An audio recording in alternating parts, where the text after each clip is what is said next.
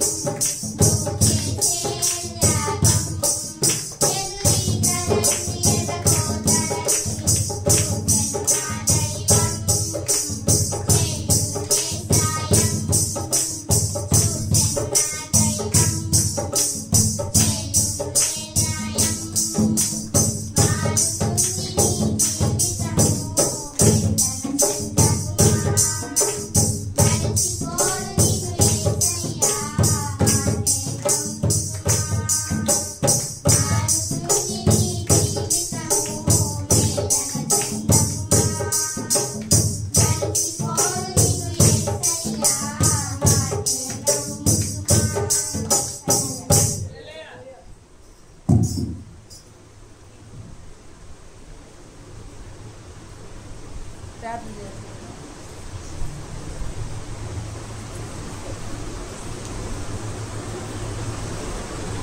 స్తోత్రం తండ్రి, పరిశుద్ధుల ప్రేమాస్వరూపుల గొప్ప నీకు వందనాలు, స్తుతులు, స్తోత్రాలయ. ఇప్పటి వరకు బలారాధన కార్యక్రమంలో నీ దాసును నిలబెట్టుకొని నీ నామానికి మహిమకరంగా సంగమనకు ఆశీర్వాదకరంగా జరిగించిన దేవానికి స్తోత్రాలు. బిడ్డలో పాడిన పాటల్లో కూడా వారి కంఠస్వరాలు ముట్టి నీ నామానికి మహిమకరంగా పాటలకు నువ్వు చూపిన మహాకృపను బట్టి నీకు వందనాలు, స్తుతులు, స్తోత్రాలయ. జరుగుతున్న ప్రతి కార్యక్రమాన్ని నీ చేతులకు అప్పగిస్తూ ఉండగా ఘనత మహిమ ప్రభావాలు మీరే ఆరోపించుకోవాలి.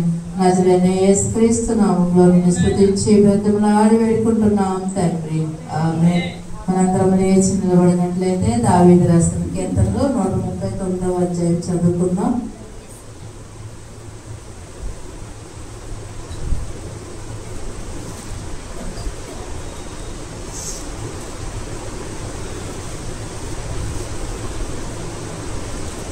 యెహోవా, నీవు నన్ను పరిశోధించి తెలుసుకొని ఉన్నావు. నేను కూర్చుండుట, నేను లేచుట నీకు తెలియను. నాకు తలంపు పుట్టక మునిపే నీవు నా మనసు గ్రహించుచున్నావు.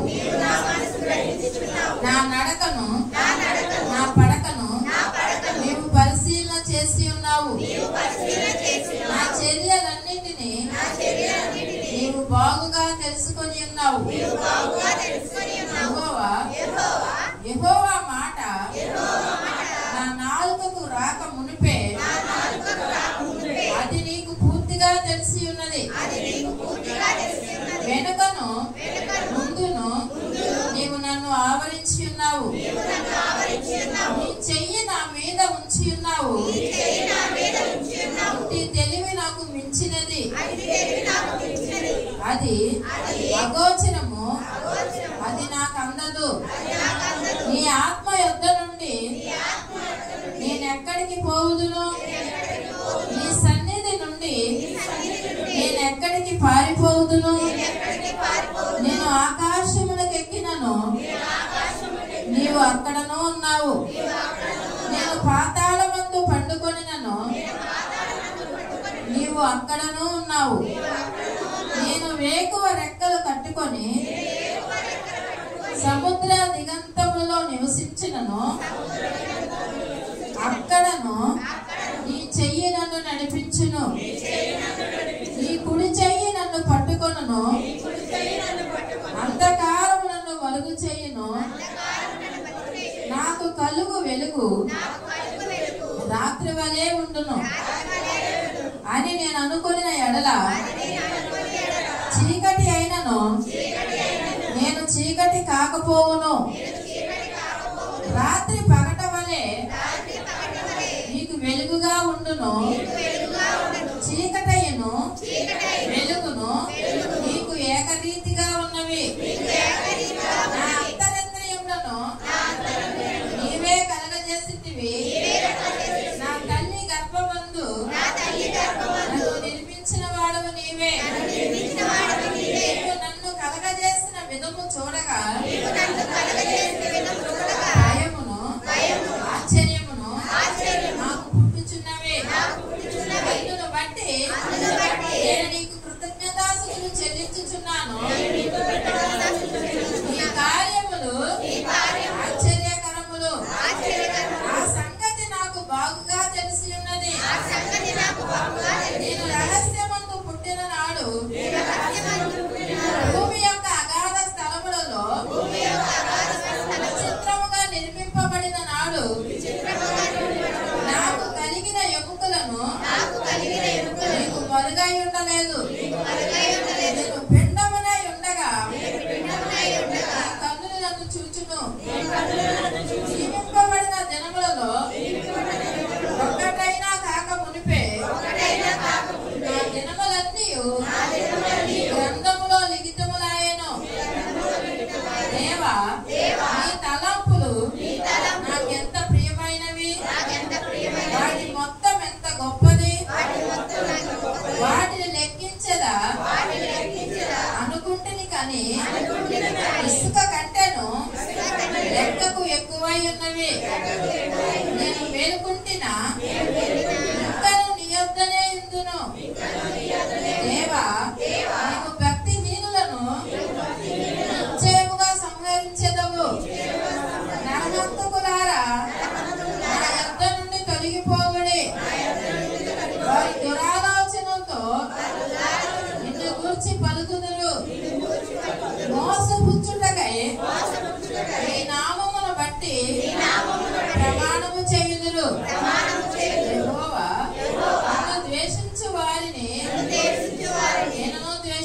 ఉన్నాను కదా. నీ మీద లేచి వారిని నేను అసహించుకుంటున్నాను కదా. వారి యందు నాకు పూర్ణ ద్వేషము కలదు. వారిని నాకు శత్రువునుగా భావించుకొంచున్నాను. దేవా, నన్ను పరిశోధించి నా హృదయమును తెలుసుకొనుము. నన్ను పరీక్షించి నా ఆలోచనలను తెలుసుకొనుము. నీకు ఆయస్కరమైన మార్గము నా యందున్నదేమో చూడుము. నిత్య మార్గమున నన్ను నడిపింపుము. పరిశుద్ధ వాక్యం దేవుడు దీవించిన కాక మనందరం కూర్చుందాం.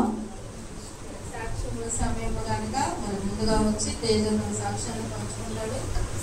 రెండవది వచ్చి రాణి సాక్ష్యం పంచుకుంటాడు.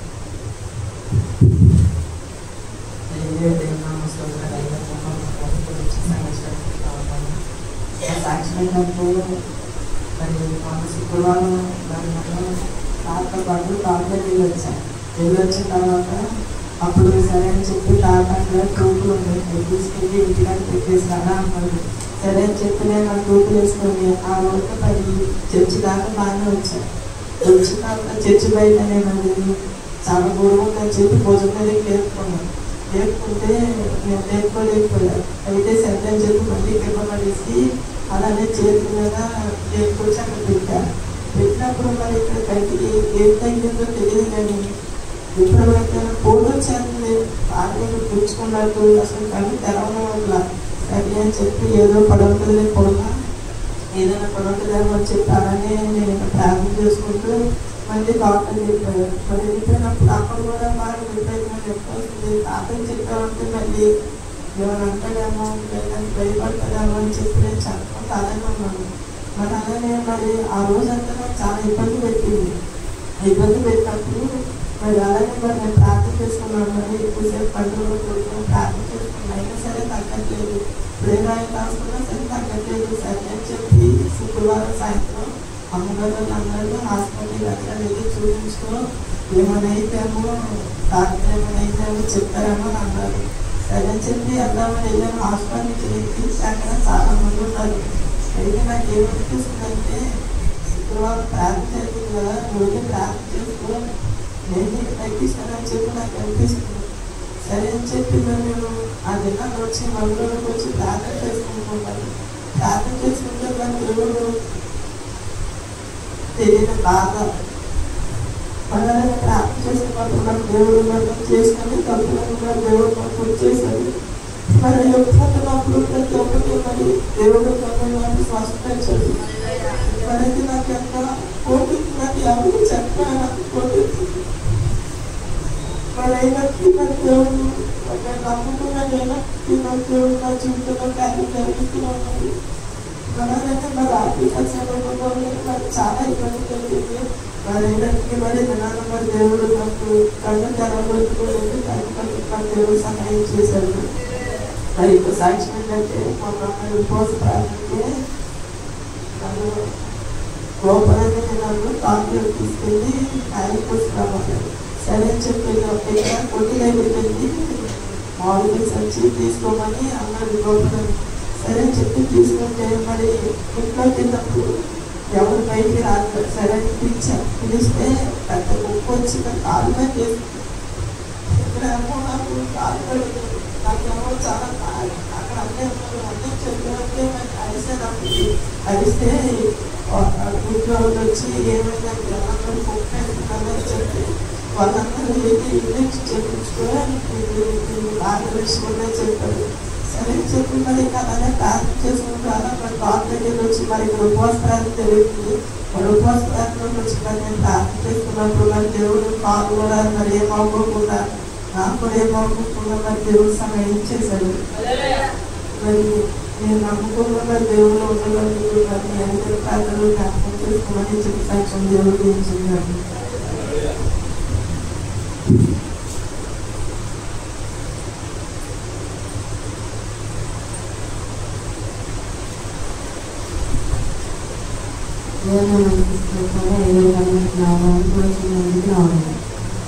సాక్షి ఏంటంటే నాకు చేసుకుని వీడియో కాల్ చేసుకుని ఇంటికి వచ్చిన తర్వాత సరే తన పుట్టినరోజుగా నేను ప్రార్థన పెట్టుకున్నామని చెప్పేసి నా ఉద్దేశంగా అనుకున్నాను. ఇప్పుడే తనకేం జాబ్లో వస్తాయిగా మొన్నగా అయింది.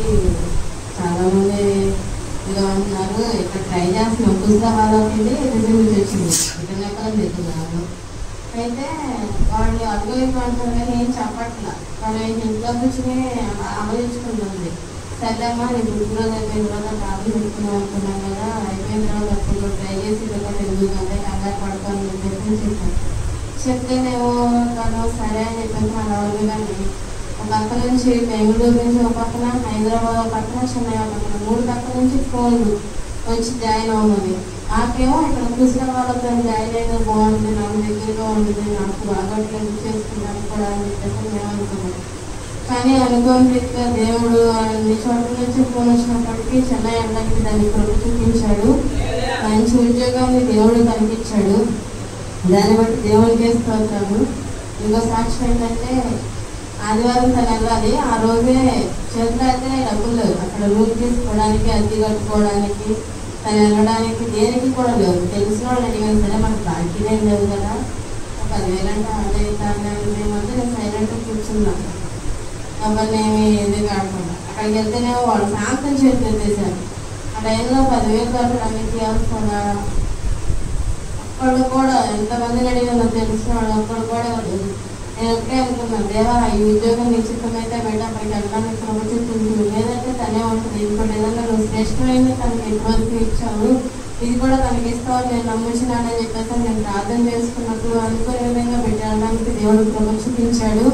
అక్కడ మంచి ఒక గృహాన్ని కూడా ఆ బిడ్డలకు చూపించాడంట. తను తన స్నేహితులు వెళ్ళినప్పుడు ఒక మంచి ఆవిడ తెలుగు తెలిసిన ఆవిడేనంట. ఆవిడ వాళ్ళ గృహంలో బిడ్డలు ఉండడానికి కూడా దేవుడు ప్రభు చూపించాడు. అలాగే గురువారం రోజు ఇంట్లో ప్రార్థనకి సాయంత్రం ప్రార్థన నేనైతే మా ఉన్న 2 ఉదాహరణలు చెప్పేశాను. ముందు చెప్పేసి అలా కూర్చున్నాను. చేతిలో అయితే కనీసం తమ్ముడికి 4 ముందే చెప్పాను, అమ్మాయి కంప్లీట్ చేసుకుని వచ్చింది, తన పుట్టినరోజు మంచిగా పెట్టుకుందాం అనుకుంటున్నాను, నేను వంట చేయడానికి నువ్వు రావాలిరా అని. వాడు 2 రోజుల ముందు ఫోన్ చేసి ఎట్లా నాకు కుదరట్లేదు అన్నాడు. సరే అయ్యా ఎట్లాగో నా దగ్గర కూడా డబ్బులు ఇవ్వలేదు, ఎలా చేసుకుంటారా, రాకపోతే ఏమైంది అని చెప్పేసి అన్న తర్వాత మళ్ళీ ఆ రాత్రి ఫోన్ చేసి పట్టి రాత్రులను ఫస్ట్ మొత్తం తీసుకొచ్చేసి నేను వద్దాం అని చెప్పాడు. నాకైతే ఏం అర్థం కాదు. పట్టి అయితే రాసి అక్కడ పెట్టాను కానీ చేతిలో ₹1 లేదు. వాడు వచ్చేసి ఇంట్లో కూర్చున్నాడు. అక్కడికి పొద్దున్నే గురువారం 1 గంట వరకు కూడా కనీసం నాకు తినడానికి అన్నం వండుకోవడానికి కూడా ఇంట్లో బియ్యం లేవు. ఇంకా ఏం చేయాలో అర్థం కాక ఇంకా నేను అలాగే ప్రేయర్ చేసుకుంటే ఇంట్లో కూర్చున్నా. తండ్రి నీ విషయంలో నువ్వు ఎంతవరకు నాకు ఎప్పుడూ సిగ్గుపరచలేదు, ఇది కూడా నీ పని. నేనైతే ఎప్పుడో సమీపిస్తున్నప్పుడు చెప్పుకున్నాను, ఇప్పుడు అదే రకంగా చేయాలనుకున్నా కానీ నా దగ్గర ధనం లేదు. కనీసం భోజనానికన్నా సరిపడ ధనాన్ని సమకూర్చని చెప్పేసి నేను ప్రార్థన చేసుకున్నప్పుడు ఇంకా నేను అలా ఇంట్లో సైలెంట్గా అలా కూర్చున్నాను. మా చెల్లిని కానీ మా నాన్న కానీ ఇంకెవరిని అడగట్లేదు. మా చెల్లి ఒకటే అంది, ఏంటక్క అని. నాకేం అర్థం కావట్లేదు చెల్లి, నాకేం చేయాలో. కానీ సాయంత్రం అయినా ప్రార్థన జరగాలి, అది దేవుడు కృప అని చెప్పేసి అన్నప్పుడు ఇంకా అది ఎవరు అడిగిందో ఏం చేసిందో నాకు తెలియదు. కానీ 2 గంటల్లో ఇంట్లో కావాల్సిన ఖర్చులన్నీ అలా తెప్పించేసి అక్కడ పెట్టి మా తమ్ముడు వంట చేయడానికి అన్నీ ప్రిపేర్ చేసి అదే ఇచ్చేసింది. కానీ దేవుడు ఆ రోజు సాయంత్రం చాలా జయకరంగా ప్రార్థన జరిగించుకున్నాడు. దాన్ని బట్టి దేవుడి నామానికే మహిమ. దేవుడు ఎన్నిసార్లు మమ్మల్ని కాచి కాపాడుస్తూ మా చుట్టూ కంచేస్తున్నా కానీ మేము ఆయనకి నమ్మకంగా ఉండలేకపోతున్నాం. నా భర్త నేను కలిసి మందిరంలోకి రావాలని దేవుని విషయంలోనే గొడవస్తుంది, ఇంకా దేంట్లో రావట్లేదు. మనం రమ్మంటే నేను వచ్చేదాకా నువ్వు కూడా ఇంట్లో ఉన్నా అంటున్నాడు కానీ ఆయన కలవట్లేదు. మీ అందరి ప్రార్థనలో జ్ఞాపకం చేసుకోండి. నా బిడ్డలో నేను నా భర్త మందిరంలో ఉండాలని ఈ చిన్న సాక్ష్యం దేవుడు దీవించింది కాక.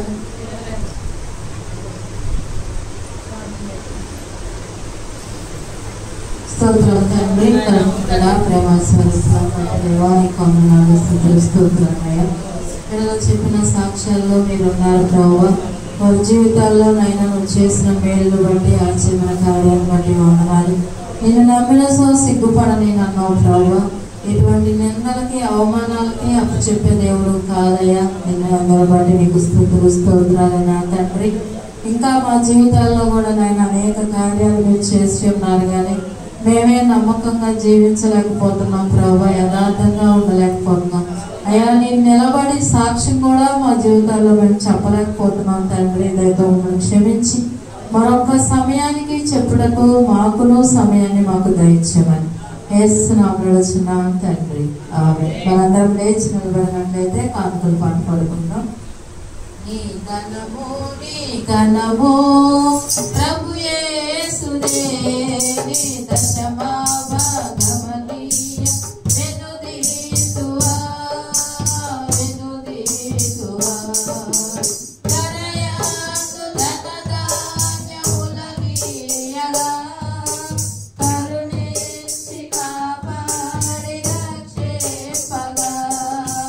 దరయాసు ధనధాన్యములనీయగా కరుణించి కాపాడి రక్షింపగా. పరలోకనాథుడు నీకియ్యగా మరి యేసు కొరకియ్య వెనుదీతువా. పరలోకనాథుడు నీకియ్యగా మరి యేసు కొరకియ్య వెనుదీతువా. నీ ఘనము నీ ఘనము ప్రభు యేసువే, నీ దశమా భాగమనీయ వెనుదీతువా వెనుదీతువా. హల్లెలూయా. ప్రార్థన చేసుకుందాం. స్తోత్రం తండ్రి. పరిశుద్ధ